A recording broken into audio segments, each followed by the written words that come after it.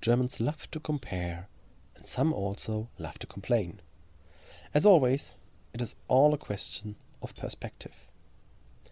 Let's take a well-known example, the Deutsche Bahn. Germans regularly complain about delays on German railways. One gets the impression that no train arrives on time anymore and that the Deutsche Bahn is probably the worst railroad company in the world. Of course, Switzerland's SBB is completely different. They are punctual, clean, and even have replacement trains in case a train is late. And yes, SBB is probably the top railway company in Europe. Switzerland also invests around 450 euro per year and inhabitant in the railways. Germany only 114 euro.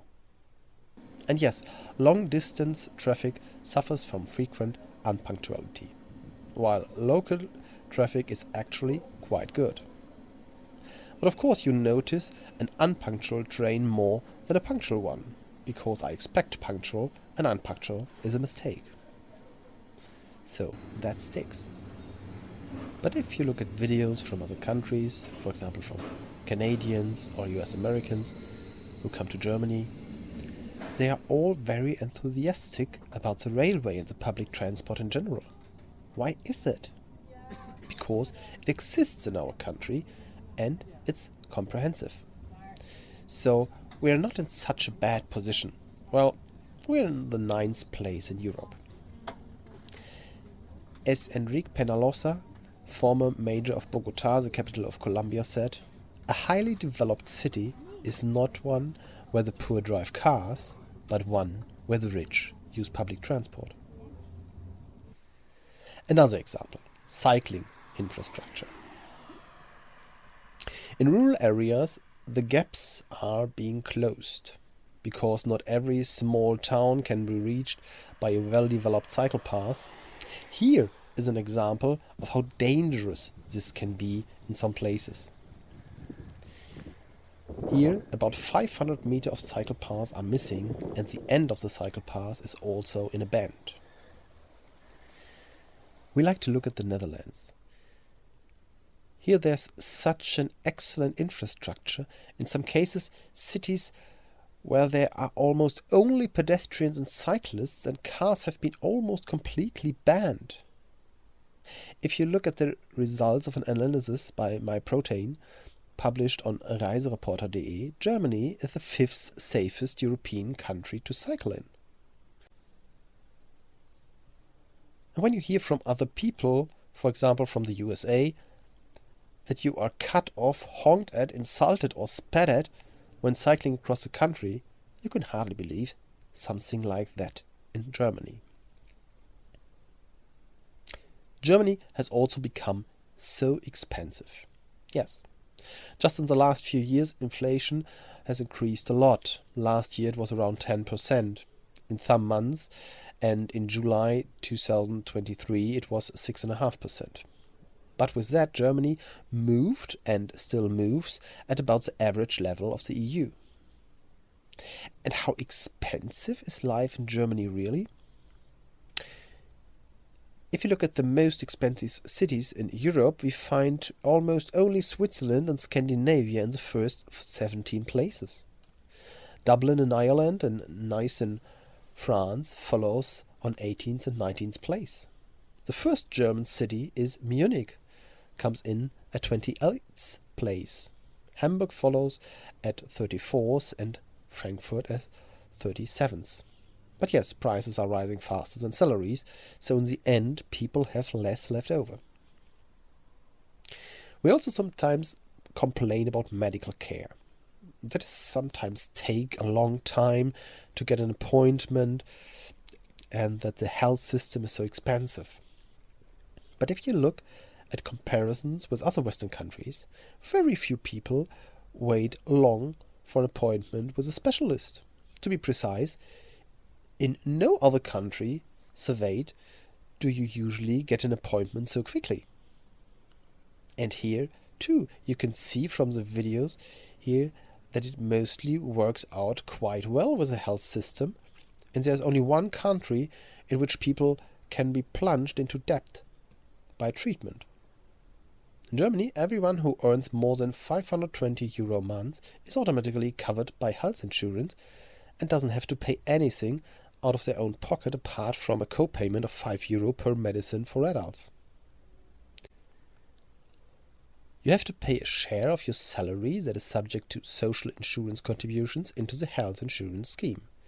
This means that if you don't receive a salary that is subject to social insurance because I've become unemployed or retired, I don't have to pay anything in and I'm still insured. Of course, if I have private insurance because I earn so well, then I have to continue paying for the insurance. The way employers treat some employees also raises eyebrows. SAP tried for years to prevent a works council. At Aldi, managers are repeatedly asked to disrupt election events for work councils. Kick tries to get rid of anyone who talks about a works council as quickly as possible, and of course, if a works council could not be avoided. During the probation period, you can often be dismissed without cause, with 2 weeks' notice.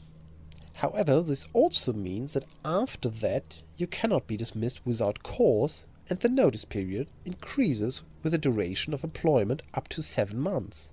In some cases, severance pay must then be paid.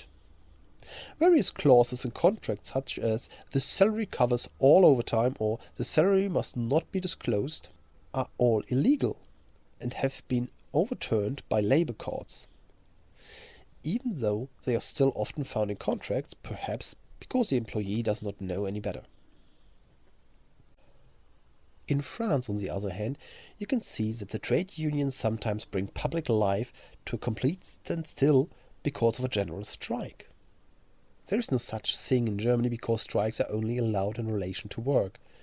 And if you make comparisons here, you realize that there are other countries where trade unions are actively fought, that there is no such thing as a works council in other countries. In Germany, we also complain that ready-made meals usually contain too much sugar, salt or fat. Especially sweets for children are much too sweet. On the other hand, we don't necessarily look beyond the borders here.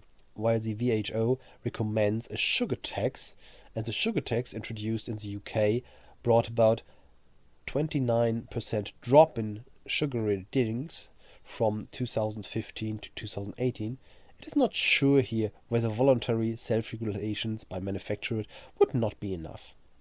At least there is a Nutri-Score from A to E. But here too, it is good to see that things are not so bad for food in Germany. The prices are relatively low compared to other countries because the discounters work with small margins and, unfortunately, also set very low purchase prices. This means that the masses can afford fresh fruit and vegetables. Also, relatively few additives are allowed in the EU compared to other regions of the world. Actually, there's only one area where we do not compare ourselves with other countries: the speed limit on motorways. Also, pretty much all countries in Europe and the world have a speed limit. We don't make this comparison. We like to compare accident figures to show that the German motorways are among the safest in the world, so the argument that there would be even safer with a speed limit should not count. And the opponents of the speed limit like to ignore the fact that everyone gets to the distance faster if they drive at the same speed. You would lose all freedom, as if freedom in Germany were based exclusively on unlimited speed on motorways. So while some claim that Germans like to do inaccurate research before making statements on certain points, when it comes to these points, people don't necessarily do accurate research, but follow narratives that sometimes lobby organizations or political groups like to spread. What have you noticed that is different in Germany than in your country? Is it better or worse? Write it in the comments. Thank you very much for your attention and see you next time.